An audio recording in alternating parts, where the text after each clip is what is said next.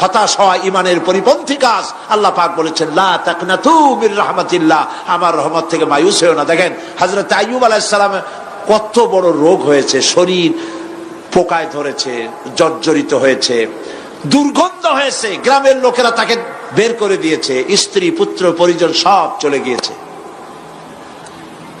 এমনকি জিহ্বায় যখন পোকা ধরল, হযরত আইয়ুব আলাইহিস সালাম আল্লাহ রাব্বুল আলামিনের দরবারে ফরিয়াদ করলেন, আন্নী মাসসানিয়াদ-দুররু ওয়া আনতা আরহামুর রাহিমিন।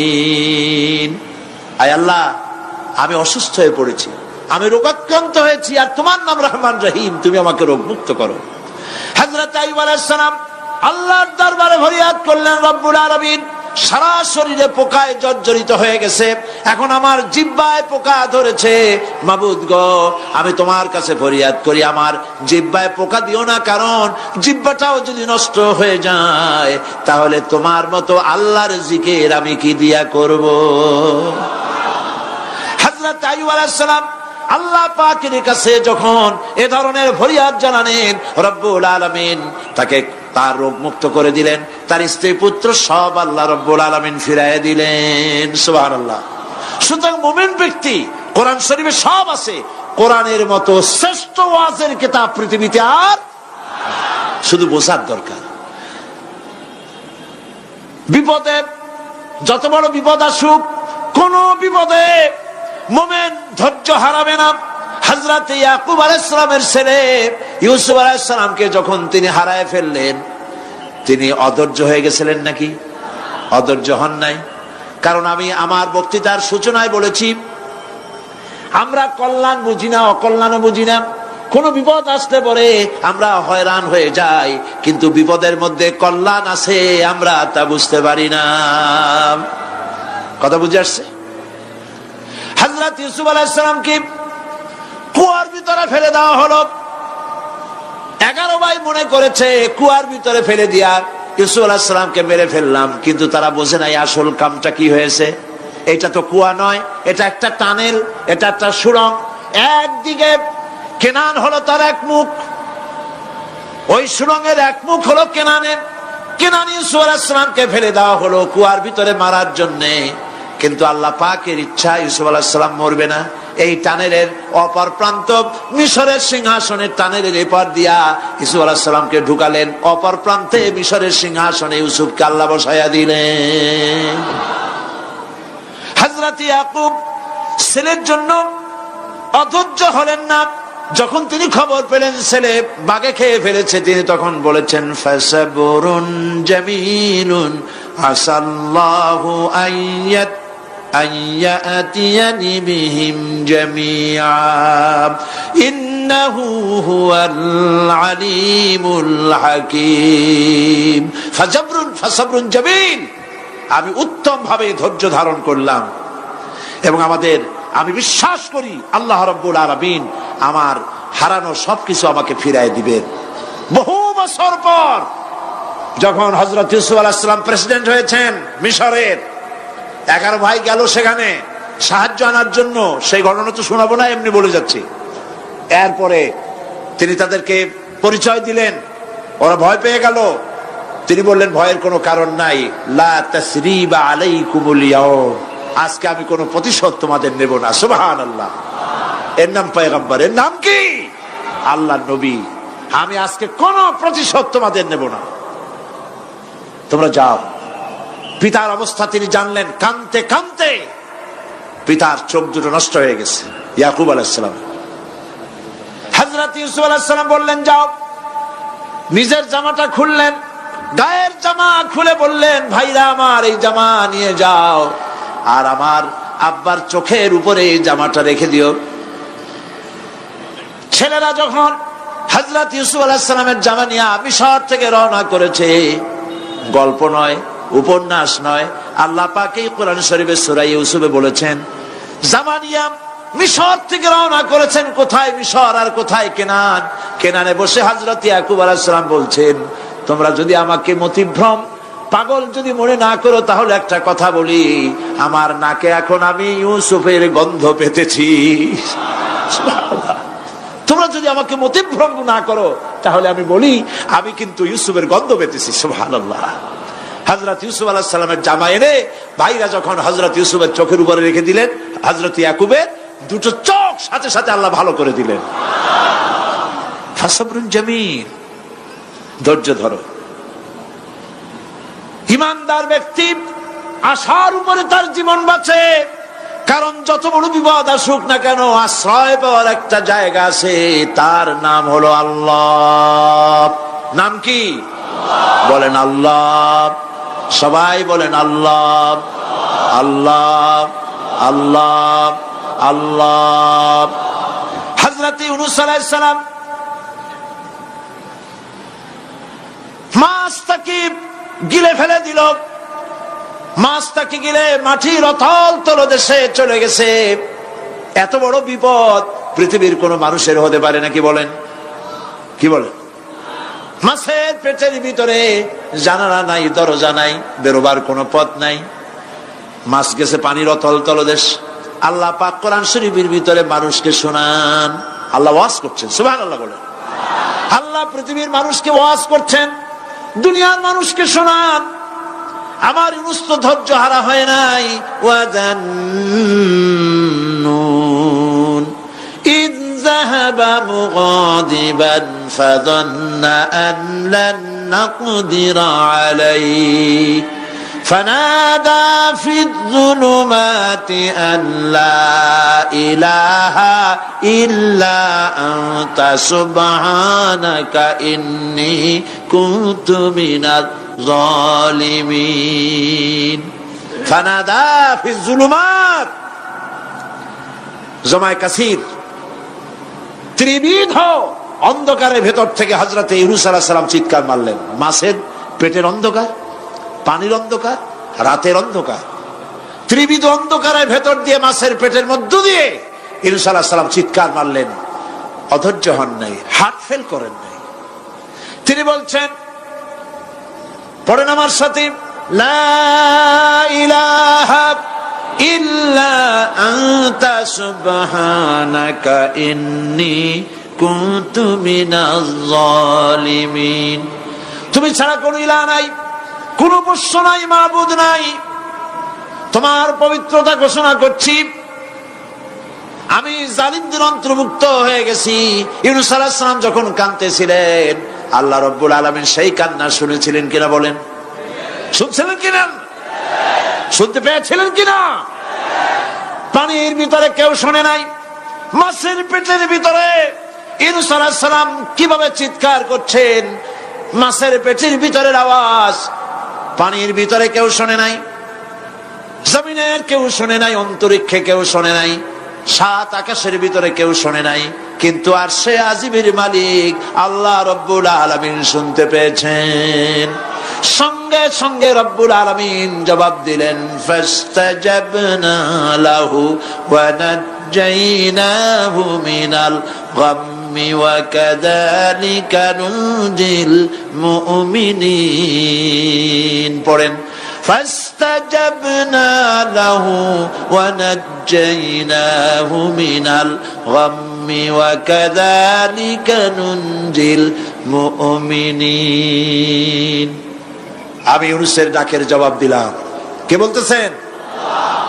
বড় করে বলেন, কে বলছেন? আল্লাহ। সুবহানাল্লাহ।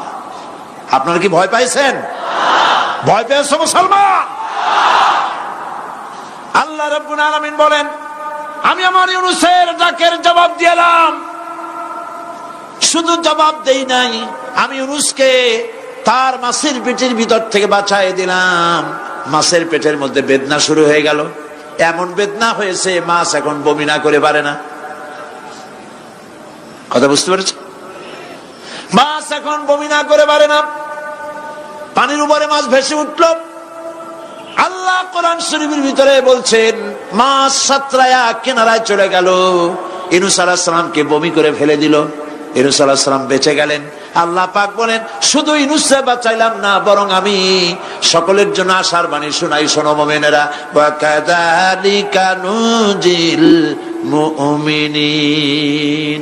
মুমিন বান্দা যারা যত বড় বিপদ আসুক আমারে ডাকো, আমি বিপদ দিয়ে বাঁচাই দেব। সুবহানাল্লাহ, বিপদ থেকে আমি বাঁচাই দেব। আল্লাহ পাক বলেছেন ফাইন্না মাআল উসরি ইউসরান, ইন্না মাআল উসরি ইউসরা। জেনে রাখো, দুঃখ এবং কষ্টের পরে রয়েছে সুযোগ সুবিধা, আর অসচ্ছলতার সাথে রয়েছে উদার সচ্ছলতা। যত বড় বিপদ আসছে এই বিপদের পরে আল্লাহ পাক তার গোলামদের উপরে রহমত নাজিল করবেন ইনশাআল্লাহ। সুতরাং ইমানদার লোকেরা, তাদেরকে আল্লাহ পাক বলছেন কোনো ভয় নাই, কোনো চিন্তা নাই, যত বড় বিপদে পড়ো আমারে ডাকো, আমি ডাকের সাড়া দিয়ে দেব। সবাই আল্লাহরে ডাকেন, সুবহানাল্লাহ ওয়ালহামদুলিল্লাহ লা ইলাহা ইল্লাল্লাহ। জোরে পড়েন সুবহানাল্লাহ ওয়ালহামদুলিল্লাহ লা ইলাহা ইল্লাল্লাহ, সুবহানাল্লাহ ওয়ালহামদুলিল্লাহ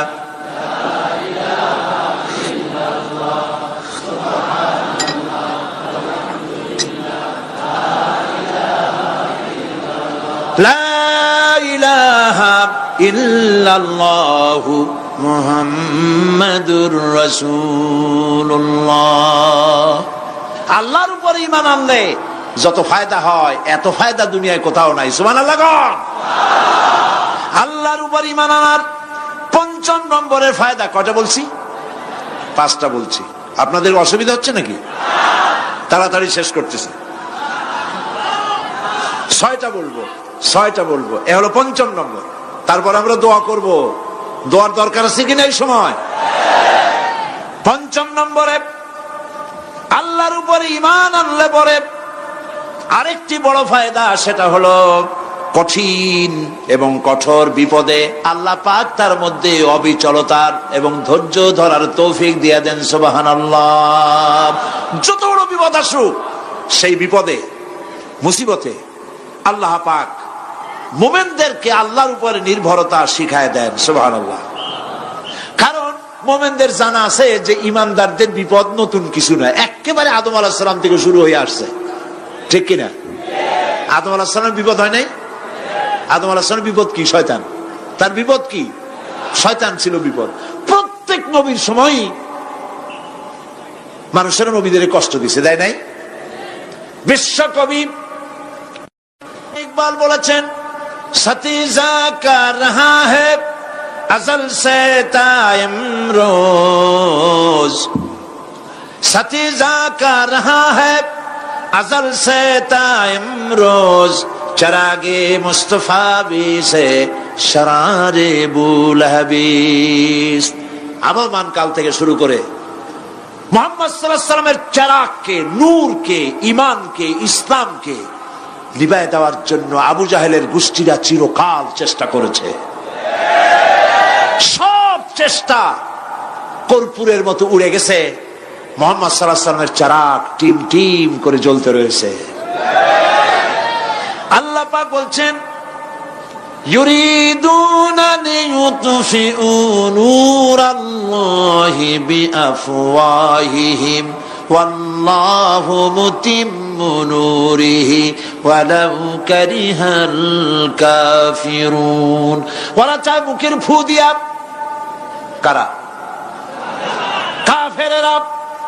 ইসলাম সহ্য করতে পারে না যারা, ওরা চায় মুখের ফু দিয়া আমার আলোটাকে নির্বাপিত করে দেবে।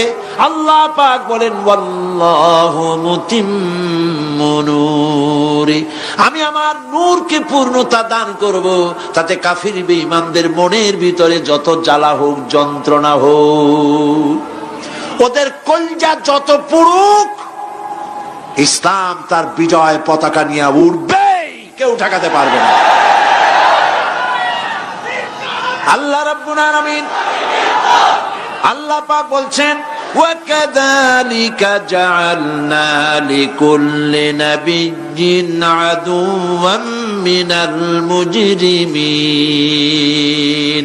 আর এমনি করে আমি সকল নবীর শত্রু বানিয়েছি সব পাপিষ্ঠ অপরাধ প্রবণ লোকদের। শুনছেন কথা? শোনেন নাই? আল্লাহ পাক বলছেন দুনিয়ার সব নবীদের তাদের জন্য আমি শত্রু বানাইছি কাদেরকে?